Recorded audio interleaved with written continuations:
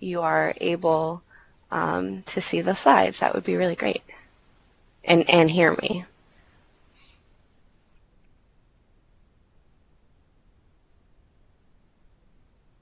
Excellent. Thank you, Lori. Thank you, Michelle. Thank you, Hiba.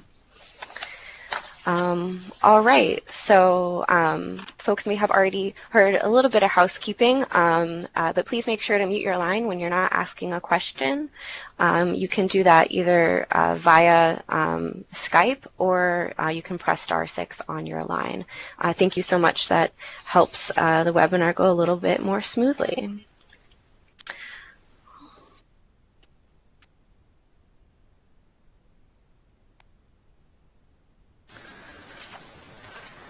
So good morning, and thank you again for everyone for joining us for today's call. We have a number of exciting topics and updates, and I'm also looking forward to any questions that you all have for us. On today's call, we'll do a really quick recap of National Service Recognition Day. We'll highlight how you all can learn more information about National Drug Take Back Day, which is coming up later this month. We'll also talk a little bit about Senior Corps Week again. We'll then switch to take a break from my voice to hear from Jocelyn about updates from the National Association of Foster Grandparent Program Directors, and Billy will share some updates relating to our office as well. We'll wrap up by touching on some other recent changes relating to CNCS, and then talk about best practices when it comes to sharing the story of your Senior Corps program.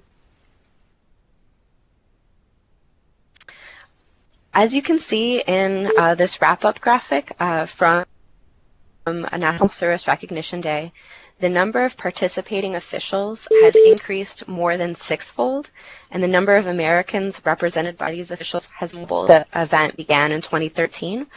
The final number for elected officials for 2018 was 5,282.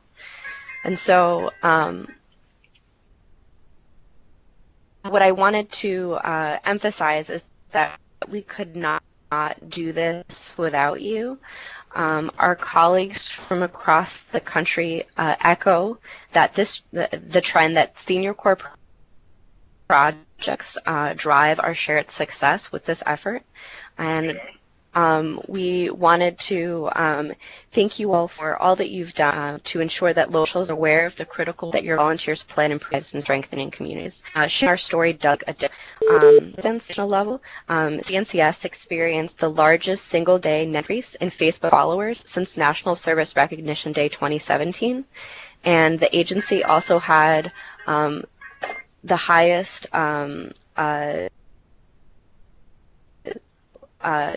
second page views on the CNCS since National Recognition Day 2017. And so this shows how social media engagement centered around this day is one of the many ways that the National Service community works to ensure that more Americans know about the great work that you do. And so thank you for playing a crucial role in sharing the importance of national service. If you haven't already, please send us information about the events that you held. As a reminder, we'll be sending out some Senior Corps swag to a project whose outreach and event this year is a strong example for some other grantees.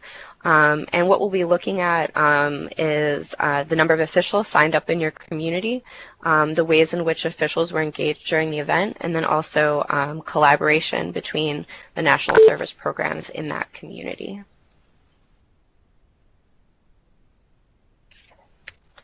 All right, National Drug Take Back Day. As you all know, because we've been talking about it a lot, addressing the opioid crisis is one of the key priorities of our state office, and we wanted to share with you an opportunity to be engaged in this effort. So unused and expired prescription medication are a public safety issue, and they lead to outcomes such as accidental poisoning, overdose, and abuse. For instance, the majority of teenagers abusing prescription drugs get them from family and friends, including the home medicine cabinet. Senior Corps grantees and the volunteers they engage can play a critical role in stopping the use of prescription drugs by participating in education and drug take-back activities, some efforts which a few of you have already engaged in. And in preparation for a national effort that will take place on April 28th, Senior Corps is hosting a webinar with the DEA's Liaison and Policy section to learn more about the importance of securing and disposing prescription drugs. So this webinar, which will be on a Thursday this week from 2 to 3 p.m., will highlight the National Prescription Drug Take-Back Day's nationwide activities and spotlight strategies that you and your projects can use throughout the year to prevent the abuse of prescription drugs. We will also hear from a Senior Corps project in Ohio that incorporated drug safety into a larger program of opioid abuse education and prevention. We're highly encouraging all Florida Senior Corps projects to participate in this effort, and our goal is to be able to share a narrative of the statewide impact that Senior Corps is having on this important issue. So please mark your calendars if you haven't already, and participate.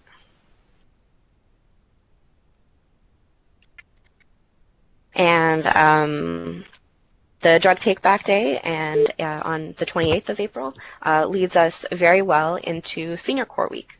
And I wanted to highlight the resources page if you haven't already visited it. It has a link to the splash page, which is kind of a special page that CNCS makes for different events. And it has some neat resources like what is Senior Corps video, graphics for each state, including the one for Florida that was on our first slide in today's webinar. Has some fast facts about Senior Corps, stories from Senior Corps volunteers, and other inspiration to help you celebrate and recognize the service of your volunteers. As an example, I'm particularly excited for how the National Service Recognition Day engagement can tie in really well with Senior Corps Week. Maybe you had an elected official who wasn't available to participate on April 3rd. You can invite them to visit one of your stations and administer the Senior Corps pledge to the volunteers serving. You could maybe even have a local elected official who is ready for more engagement. You could invite him or her to serve as a foster grandparent or senior companion or an RSVP volunteer for the day. And of course, these are just some ideas. Don't at all feel limited to local official or elected officials. Thinking about who in your community could you engage during this national week to strengthen awareness of your project and appreciate your volunteers. And then finally, in terms of media resources, this resources page also includes a sample press release and resources for social media engagement. The hashtag for this year is hashtag #IamSeniorCorps.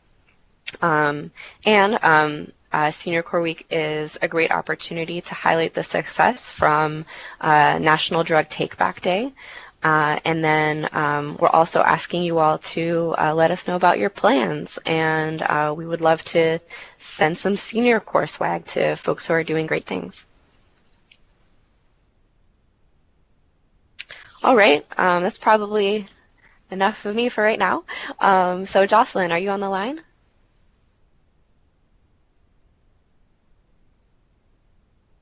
I'm sorry, I had myself on mute. I'm here. I'm here. That's okay. Go ahead. Okay, good deal. Well, I just wanted to bring everybody an update from the National Association of Foster Grandparent Directors. One thing that we did do within the last couple months is create a response to the proposed changes to the Code of Federal Regulations. If anyone's interested in what we looked at and what we submitted, I can certainly send it to you, the entire document to you. But just to give some highlights, we did say that we supported the changes in the pre-service orientation and the annual in-service because we think it'll allow more flexibility. We did ask to continue to allow physical exams to be an allowable expense, but we do support the elimination of having them as a required component of the program. We also wanted some clarification on when they use the phrase "make every effort" because we think that's very subjective. I believe that was in response to the project has to make every effort to meet PSYs. I believe that was the issue. So we're just looking to have some more concrete language. But we went through all the different changes that were put out and submitted this response, and then we also asked our individual projects to submit that response as well. So if you're interested in that, just let me know. You can email me. The other thing is that we're looking forward to convening and hoping to see everybody at convening in DC. We are providing some tours that will be going on during the convening, and I did one the last time that we went, so 2 years ago, and it was awesome. It was a monuments tour at night, and we're also going to be offering that again. So you'll see some emails coming out. It is on your own dime, but it's well worth it. You get to see a lot. Our tour guide was amazing, so hopefully we'll get somebody just as great this time around. But we're also going to have some events for people that are members for NAFGPD. We're going to have a reception on, I'm sorry, not a reception, what are we doing? We're doing something, hold on. We're having a vendor booth if you have not signed up yet. And then we are also having a cluster meet and greet in 2 suites. So if you're interested in meeting your cluster reps, your alternates, that would be me, then you can look us up and come get with people that are kind of in your geographic area. We are also approved for some breakout sessions. One will be best building social capital, which is beyond fundraising. Better recognition events is another. And then volunteer training, beyond basic training. So if you're interested in that, we have some, they're all about 25 minutes, but it's going to be very interesting and another good way to learn from your peers as well. And then last but not least, for all our members and people that are possibly prospective members, if you sign up at the convening, we're going to have a drawing for a tablet. We had someone generously donate some tablets to our organization, and one will be raffled off. So come see our fishbowl booths where you can drop your business card into our little jug and hopefully be up for some good drawings, including the tablet. So that's my update. Thank you so much, Jocelyn. I also wanted to note that folks may have seen how registration for the convening has closed. If you are unable to register in time, a wait list has been established in case the event space opens up due to cancellation. There are specific instructions about how to join the wait list, and I'll be sending that out along with the other links and resources that I've mentioned and in today's webinar, just so folks all have that information. So thank you, all of you who have registered, and we're really looking forward to having a strong Florida representation at this year's conference. All right, now I will go ahead and turn it over to Billy for some updates about our state office. Thank you, Marianne. So everyone by now should be aware we sent a save the date for a Hurricane Irma convening that's slated for April 26th through the 27th. We are at the finish line, haven't yet jumped over it, but definitely at the finish line for this convening. And we're really hoping for some strong participation within the national service portfolio. The goal, again, for those who may not be familiar, is to really bring together national service organizations, including our Senior Corps, AmeriCorps Vista sponsors, and our community partners. So volunteer organizations active in disasters, our faith-based organizations, long-term recovery groups, as well as other public and nonprofit organizations who are dealing with the long-term efforts in response to Hurricane Irma. So we really want to help make this a smooth marriage for all of you, particularly our RSVP programs and those in the affected areas. Although I do recommend that if you all have travel funds and you weren't in an affected area, it still might be a good meeting for you as well. I am going to be sending in the chat box, but don't fret because this will be sent along with the PowerPoint, a link where you can register for those of you who are interested in attending the convening. If there is a financial hardship, I know many of you are 7-1s and you're pretty much in your last quarter of your budget, please notify me if that is what's going to keep you from attending this conference. We definitely want strong participation, particularly from our RSVP grantees. Remember when we talked in person, I said to you all that this is where our bread is buttered. Disaster is where our bread is buttered. You all are like liquid gold when a disaster strikes because you're already there, you know the community, your volunteers can be immediately activated, which is typically not the case for our disaster response partners as well as our other streams of service. So we want to make sure we're putting you at the forefront, and we want to make sure that everybody knows who is at the front lines when a disaster strikes and who's going to be at the front lines in terms of long-term recovery. So please make plans to attend. I'll be sending you all an official registration email. However, I did put the link in the email. It is slated to be at the DoubleTree Orlando downtown.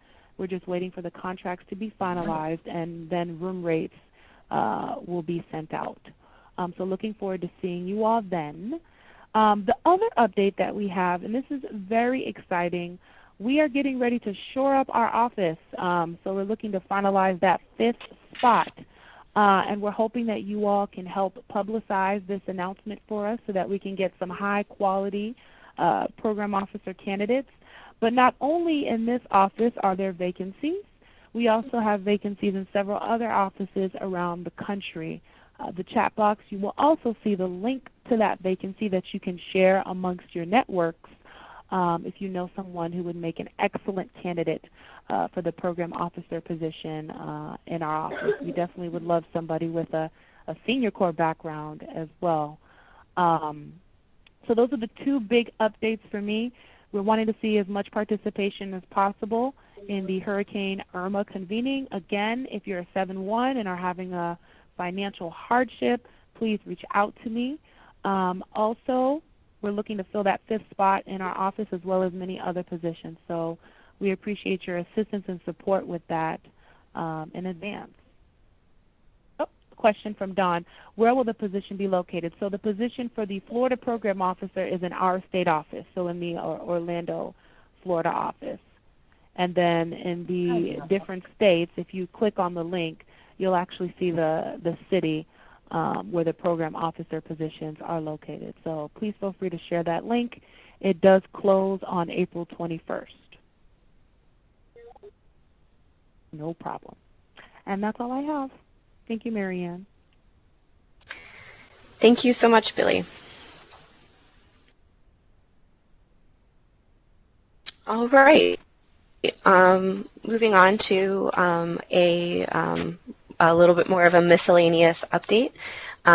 So the National Service Hotline has instituted a change that we want to make sure that folks are aware of. A new option has been added for folks to be able to live chat with a representative. And so the 3 options that are available to projects is to call the hotline, to use the web form to submit their issue, including an option to attach a screenshot through that web form, or now you can also do live chat. And there's also a new method for how to submit information that includes PII, or personally identifiable information. So in order to engage in that process, the hotline, you need to contact the hotline by one of those 3 methods and request a secure file upload link. And at that, the link that when that is sent to you by the hotline, it'll provide some additional instructions about how to complete the secure transfer. So we want to emphasize to not just send via email or via the web form anything that has personally identifiable information. Previously, the hotline used a fax number, but that number is being changed, or has been changed, and the use of the fax altogether is being transitioned out.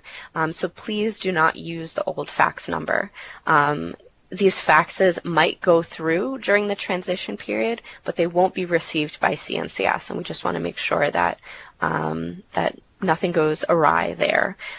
So again, please take advantage of the live chat option, we are discontinuing the use of the fax number.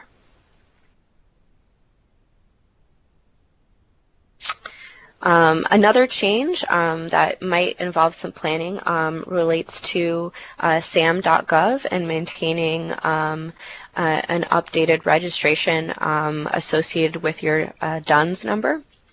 And so sam.gov has instituted a change where organizations are now required to submit an original signed notarized letter designating their entity administrator at the time of renewal. And so we're highly encouraging all of our grantees to keep this new requirement in mind as your renewal cycle approaches, just to ensure that there's enough time for the renewal processing. And so in my experience, this is frequently something that comes up during clarification that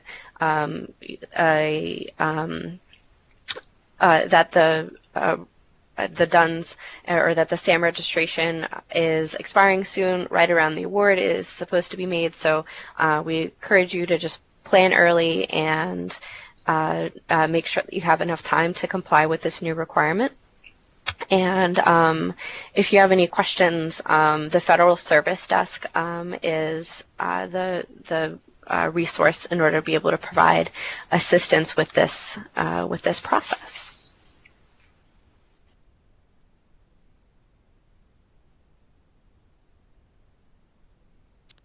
So finally, just wanted to wrap up touching on an area where, as a state, we really want to improve the way that we're telling the story.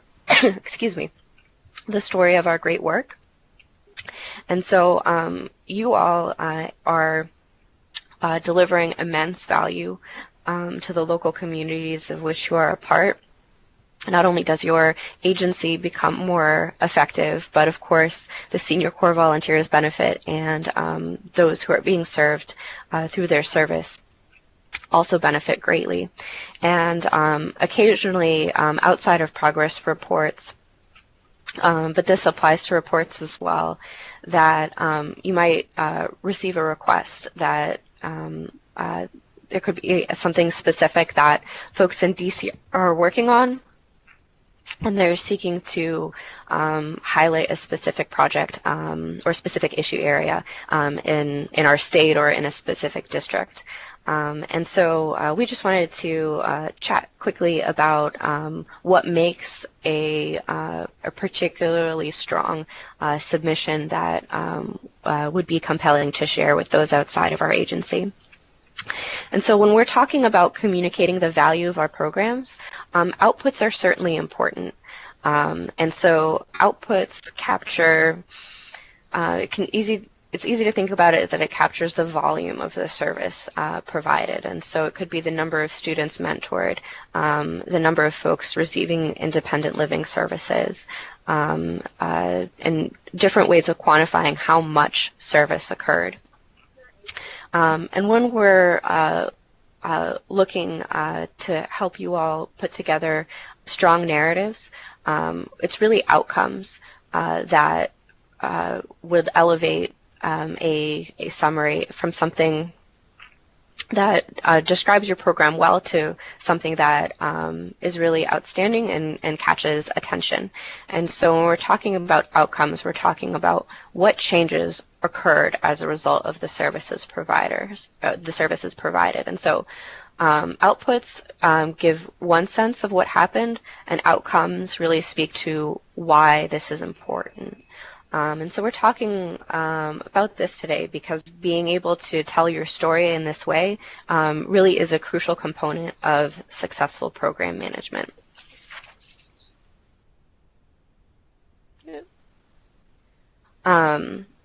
And so I took a couple different examples and I just wanted to share with you all.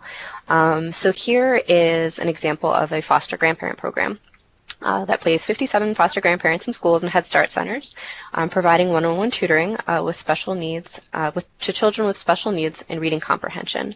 And so this example talks about the number of hours of service, how many children were served, and that 84% of elementary students progressed to the next grade level, and 100% of students were identified as developmentally prepared to enter kindergarten. And so we can use the chat box, but could anyone tell me, for this example, what are the outputs? Some examples of outputs relating to this example. If you want to unmute your line, that's fine too. You can also talk.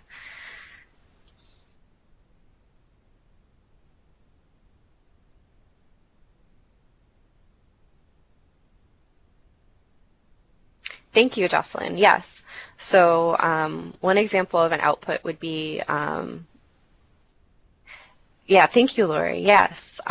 So definitely the number of hours provided and the number of children served are outputs, because it gives you a sense of how much service was provided, what happened.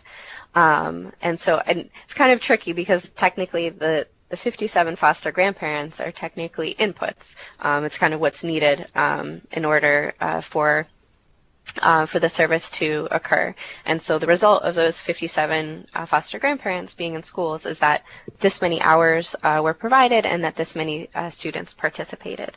And so the 84% and the 100% speak to, well, why does this matter? Why, it speaks to a higher level of the value that's really being contributed to the community. So just wanted to, let me see, why isn't it?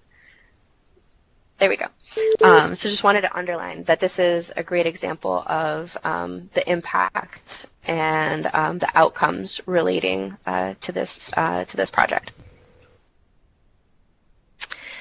Here's an example from SCP. It begins with a short summary of what the SCP program does.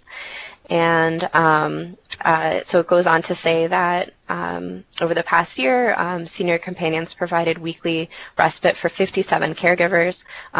Year-end evaluations show that 97% of caregivers reported less stress and a greater sense of well-being due to the respite services rendered. So could anyone tell me what the outcome in this story is?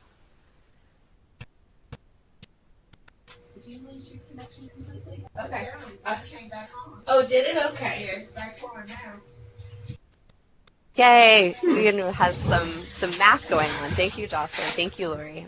Thank you, Don. Yes, exactly. So whereas we know that 57 caregivers received respite, when we're talking about, what effect did that have, what change occurred, that 97% of caregivers reported less stress. So that's Another reminder, please make sure to use *6 or mute your line. Thank you so much. And I just wanted to close with some examples about RSVP. Ooh. Your line has been muted. Okay, thank you.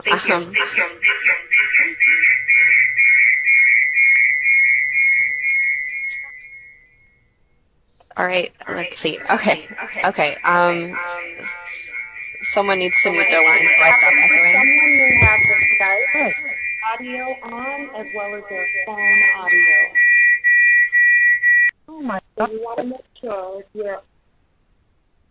All right. Is it better now? There we go. Okay, excellent. So in this example, there's an RSVP program that has demonstrated success in improving reading proficiency among second graders. And here the output is the 120 second graders that receive services, and the outcome is that the students improve their literacy by 75%. And so this is just another example of including both outputs and outcomes. I wanted to include this second example as well, just recognizing that RSVP programs, not all work plans have outcomes, and that is just the nature of the grant. And so it lends itself a little bit, not as well to having outcome statements, but there are still ways to present outputs in a way that is as compelling as possible given the activities in your program. And so this example right here, so the number of volunteers, the input of how many volunteers are engaged in this wide variety of services. And then it gave a specific example of a subset of those volunteers, how they provided transportation to 200 seniors and to over 1,100 medical appointments. And so this example, it doesn't speak to a change. It doesn't say it doesn't measure improved health outcomes or anything like that. But this program did a good job of using as compelling of output examples as possible in order to demonstrate the value of their program.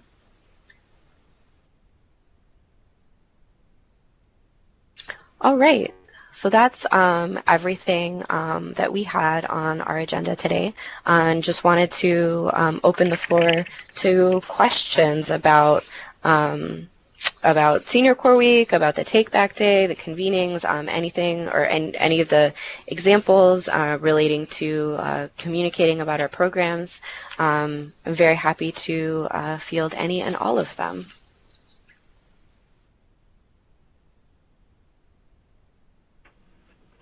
While folks are thinking, hi everyone, this is Billy. I just wanted to put this out there because we have received a couple of questions. I know there were several of our Florida grantees that were selected for IPERIA review. And I just wanted to remind everyone, if you are selected and they do a transaction related to timesheets, meaning there's going to be a CHC review that is done. For those of you who have your checks done by DOEA, the school district, what have you, anything where you are not getting an actual result for the government entity that is providing the checks, you want to make sure that you provide our IPERIA colleagues the Florida state statutes that pertain to level 2 background checks. That is not something that is universal knowledge. It's Florida specific. So you just want to make sure that you're providing them with all the information so that they can ascertain what checks were done by that particular entity, the FBI and the state, as well as the Florida state statutes, which outline the various offenses, namely sexual offenses and murder offenses that automatically disqualify you. So some folks in the past have sent their third-party letter, and it has caused some back and forth.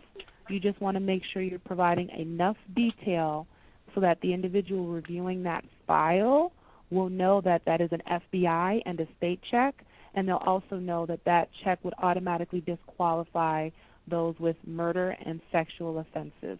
Okay? Back to the questions and comments.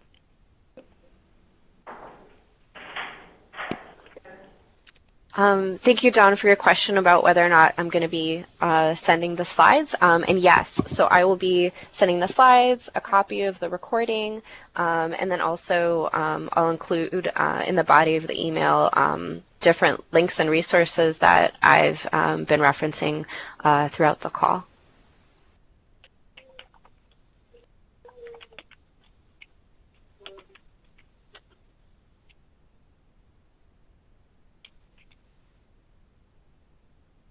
All right. Well, if there aren't any other questions this morning, I just wanted to thank you all for your time. And yeah, we're going to get back to the schedule of doing these bi-monthly calls in the same month as the VISTA calls. So that's why we had 2 bi-monthly calls in a row for anyone who was paying very close attention. So yeah, we will be back together on our next call in June. But of course, in the interim, we are always here to answer your questions and provide support. Thank you to everyone who just submitted their renewals and continuations for 7-1s. We're really looking forward to reviewing them. And yeah, I hope that everybody has a great rest of their day and a great week.